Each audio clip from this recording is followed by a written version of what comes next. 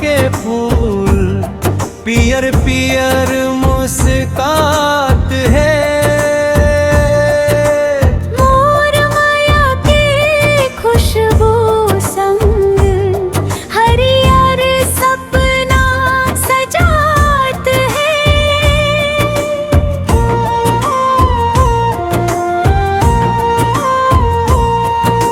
भोर के किरण जब झनक झनक फूल मोस चमकाए रे। तोला याद करब साजन मोर मन ह धीरे धीरे गुनगुनाए रे। गोंदा के फूल जैसे तोर सूरत सादा मन लुभाए रे।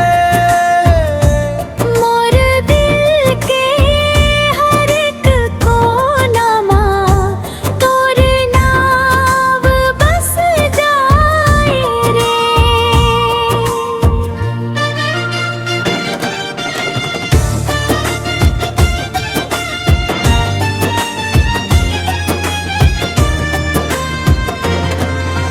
गोंदा के फूल, गोंदा के फूल माया के रंग बिखेर दे। तोर संग जीना मोला सपना हर सहेज दे।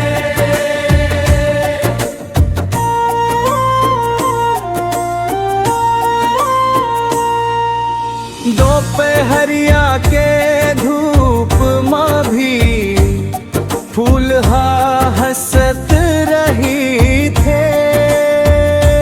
वैसे मोर माया तोर पर हर दुख में संग रही थे।